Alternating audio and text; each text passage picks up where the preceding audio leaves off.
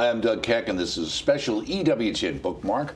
We're going to be speaking with Msgr Slawomir Oder, postulator for St. Pope John Paul II's cause and the beatification cause of his parents, Emilia and Karol Wojtyla Sr. Great to be with you, Msgr. I'm sorry for the mispronunciation of your first name. I know when you were on with Father Mitch, he nailed it because of his Polish background, but we're doing the best we can here. Absolutely, it is understandable.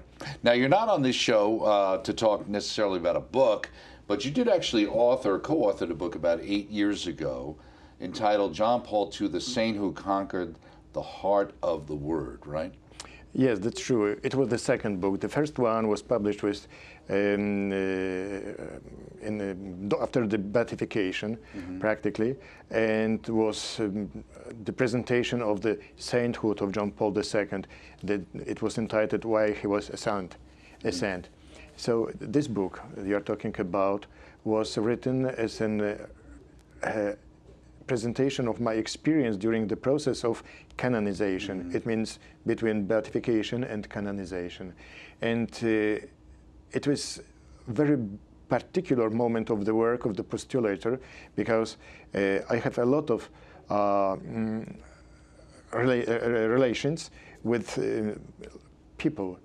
Because, you know, the process of canonization is composed of two processes. One is beatification, and it is necessary to present the heroism of virtues, and absolutely is necessary to confirm this work with a miracle.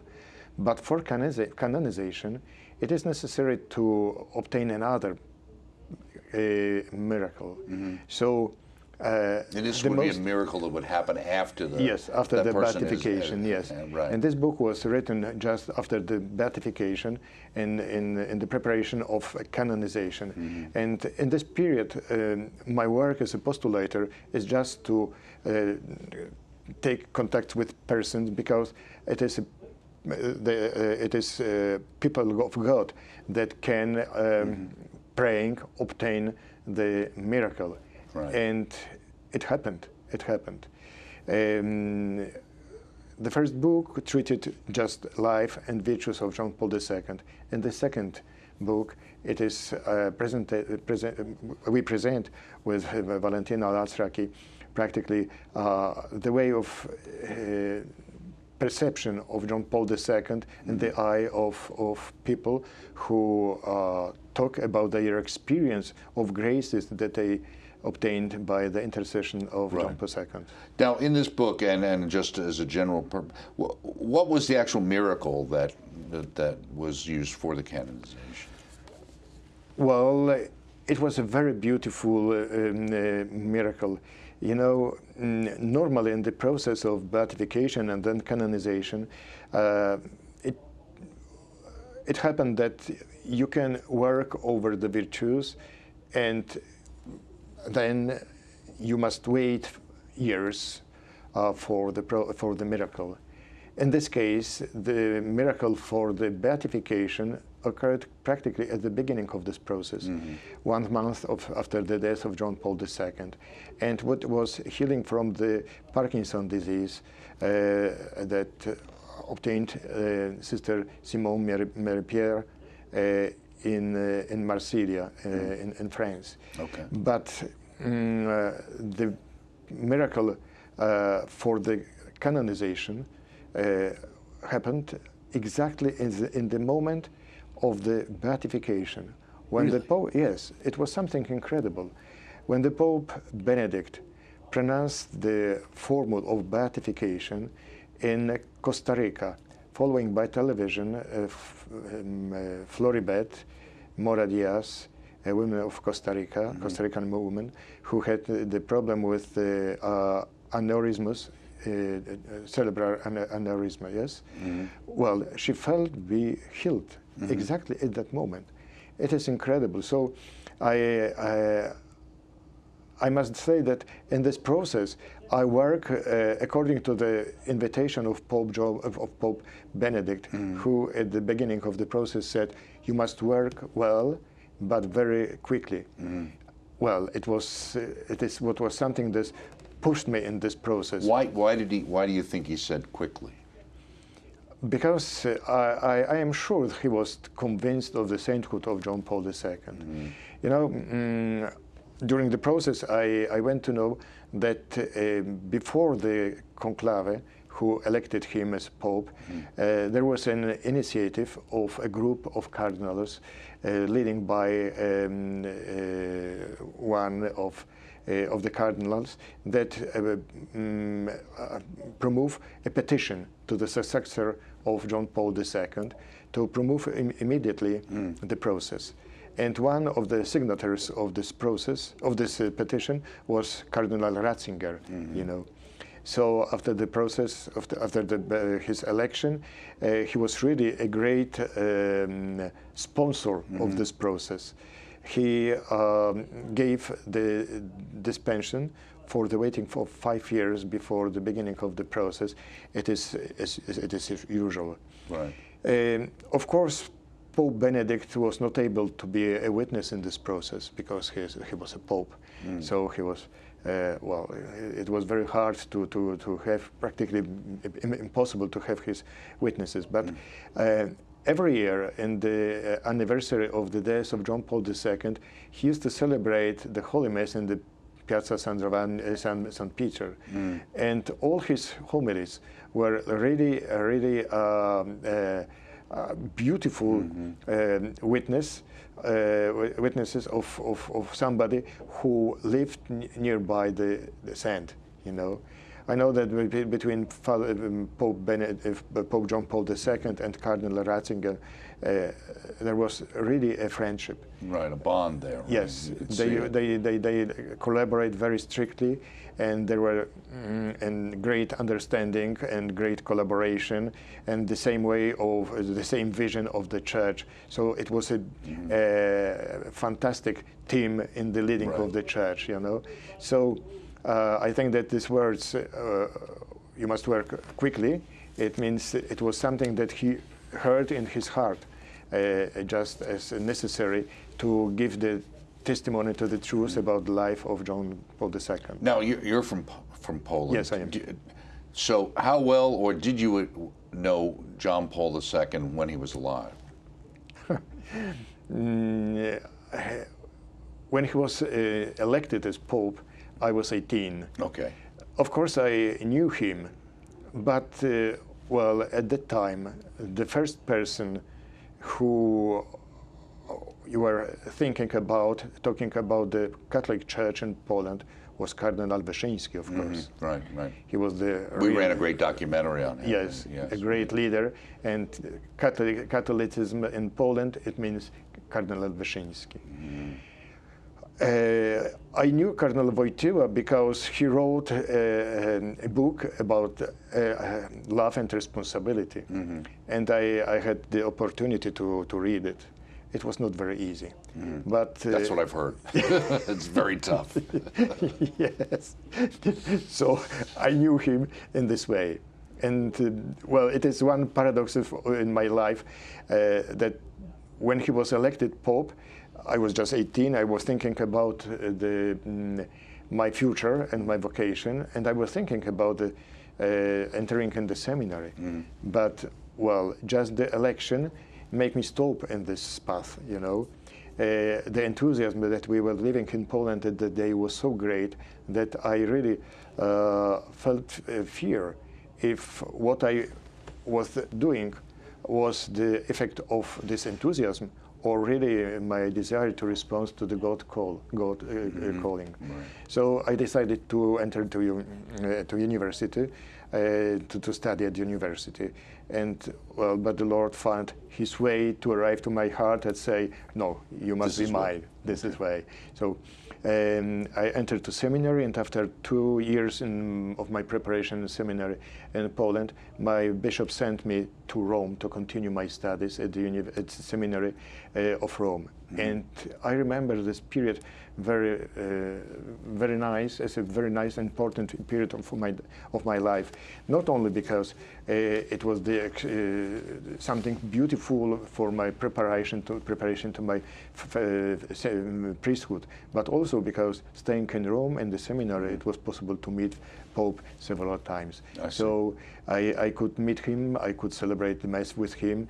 He used to come to the seminary every year, and he used to stay with us at the table. So I had a speech to him when he went to seminary as a representative of seminarians. So my relations was was something very important for me, but at the same time, I stayed all the time out of the sphere of Vatican life, because my life in Rome was life in the Diocese of Rome, known in Vatican. I see. So I knew him, I could admire him, but at the same time, I had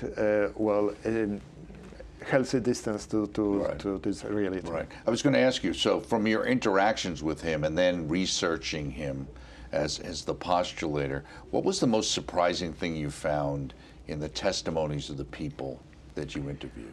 Well, it is what I find it very special. It is just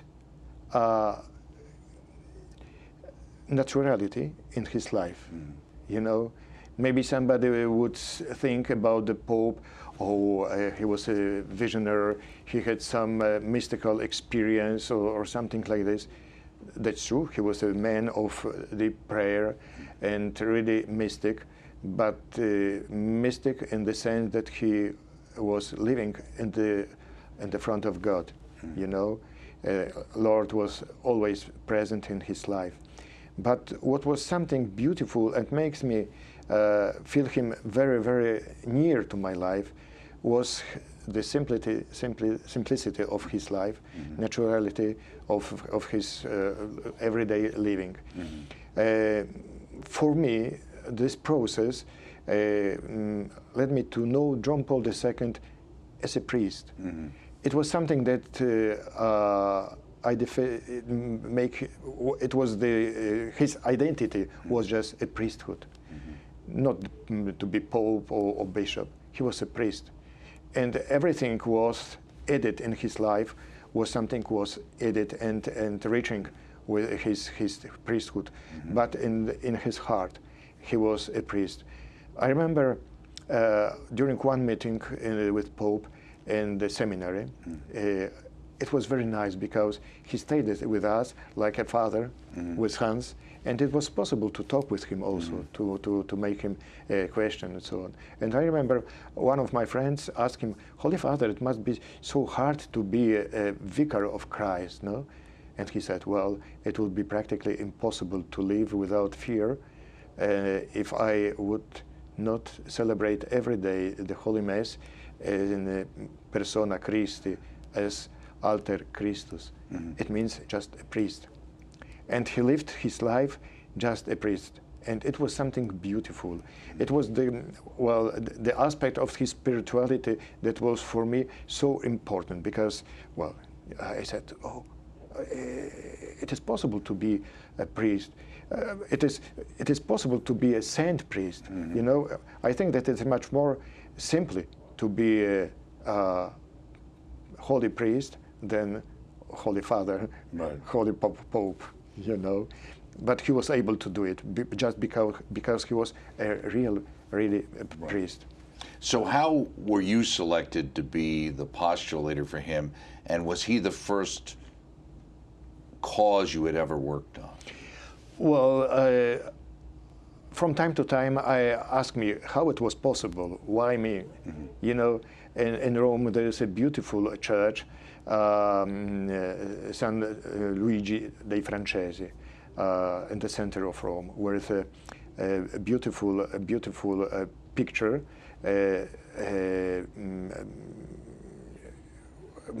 the calling of Luca. And Jesus entered in the room and asked him, "Well, follow me." And he looked, "Me? Me? Just me?" And I asked me, "Why me? Why me?" I think, well, probably because I am Polish, and I stayed so many years in Rome. But as I said, I was never involved in the life of Vatican. It is nothing bad to be involved in the life of Vatican, but well, my situation helped me to have this distance, you know, that is necessary, what is necessary. And I had a preparation, because some years ago I worked over the process of Blessed Stefan Fredichowski. He is a priest of my diocese, and he died a martyr in Dachau during the World War II. So it was my professional preparation. I prepared this process, and it was John Paul II who proclaimed him blessed in Torun when he went to my diocese in 1999. I have never thought about this process as just a preparation for the process of John Paul II. So I think that the fact of professional preparation, but at the same time my situation of life between two worlds, Italian word and Polish word, helped me to in this work. It was Cardinal Vicar, Cardinal Ruini, who appointed me to this process. Okay. Now, with Blessed Stefan, what's interesting with him too is it's not just that he was arrested and put in Dachau as a priest, but he actually went out of his way, broke the rules, and was working with people or trying to treat people who were sick with typhus. And it's because he did that he lost his own life, right? Well, it is another beautiful person that I met in my life. He was arrested because he was a priest. It was the main cause of his of the arrest of him, and he was very involved in the life and activity of scouts in Poland. So for German, he was considered a very dangerous person, and because he lived, he had the possibility, you know, at the beginning of the war to escape, to move, knowing that he would be arrested. He remained in the parish, staying with parishioners, because he said, well, I am a priest. It doesn't mean when I can work. I work here in my parish, but I will be priest everywhere. Right. And really, when he was in the concentration camp, he continued to work as a priest, and he treated this reality as his parish. Right. And it was something beautiful.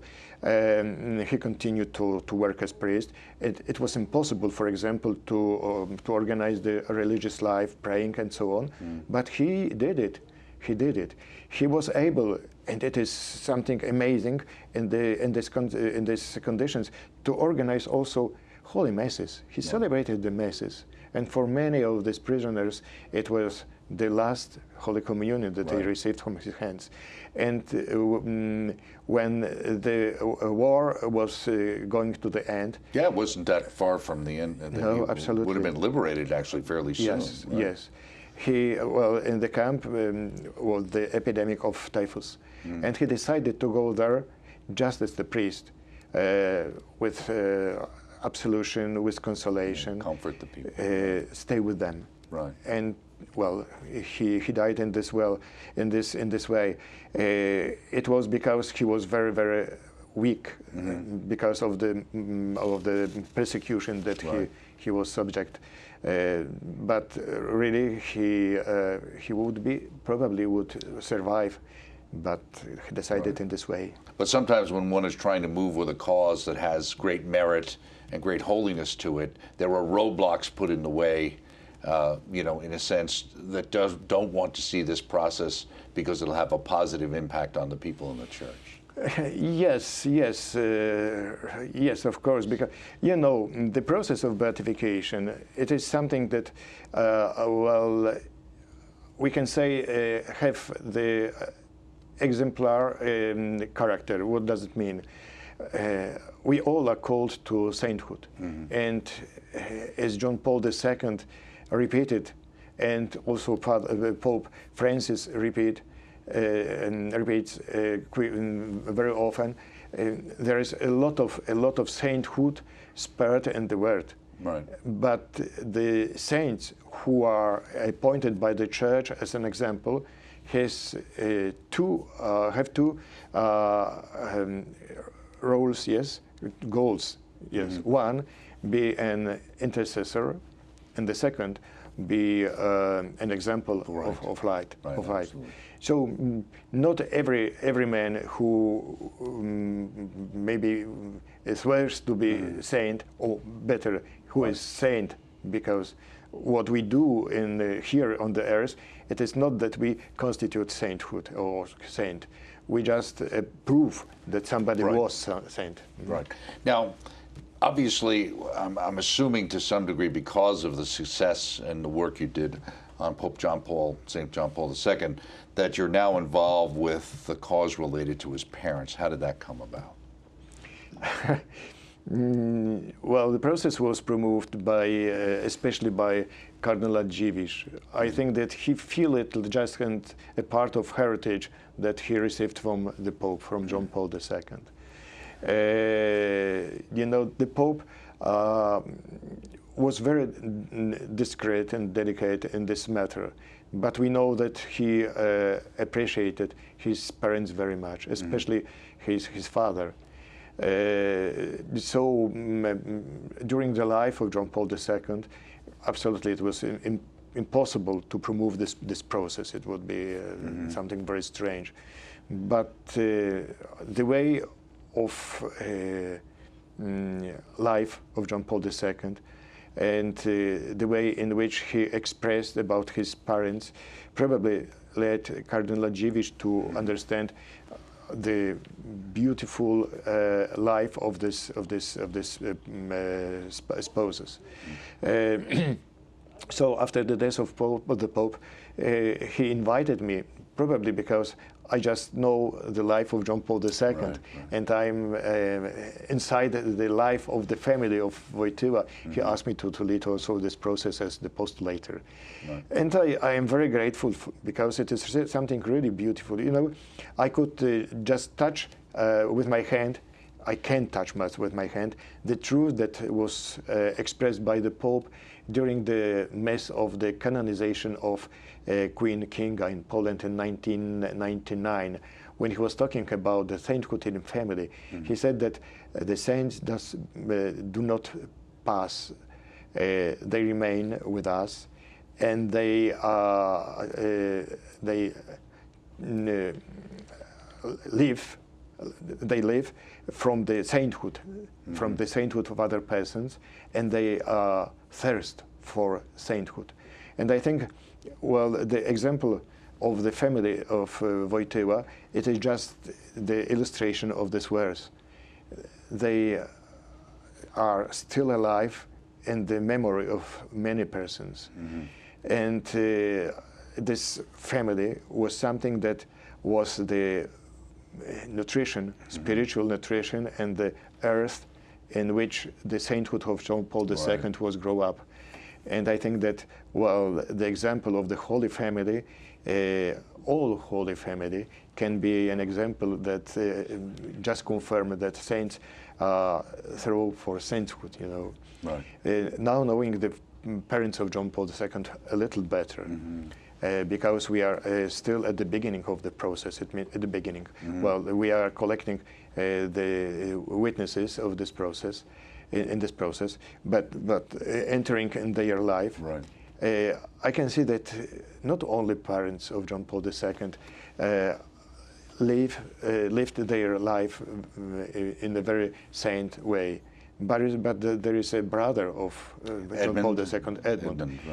It is a really beautiful young man and young Christian who gave his life as a young doctor, assisting a person who was ill of the scarlet fever, and at the time it was practically incurable disease.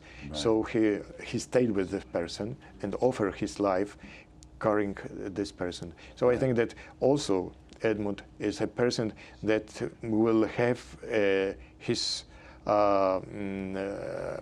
his future Right. in this process of the beatification. I'm deeply convinced about it.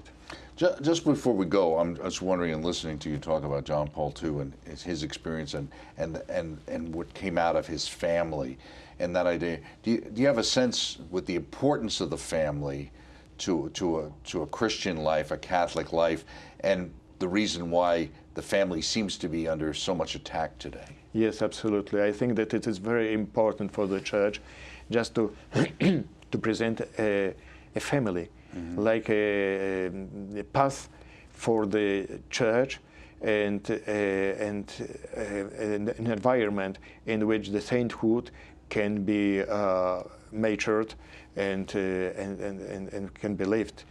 You know, I think that today the culture, or so-called culture, try to convince us that the traditional values are not worth. And family, it is the place where man can experiment his value, it's his dignity, that man make the experience of faith, meet Jesus, to learn the sacrifice and so on. All these traditional values that man can live and make man great, really great, and precious in the eyes of God. So I think that the family is just under attack, and the response of the Church should be just indicate family as a place of sainthood. Right. Well, we have Pope St. John Paul the Great, the Second, the Great. Thanks to, in some ways, your fine work, and we expect the same, obviously, with his family. Msgr Slawomir Oder, postulator for St. Pope John Paul II's cause and the beatification cause of his parents, Emilia and Karol Wojtyla Sr. This has been a special edition of Bookmark. I'm Doug Keck. Thank you for joining us.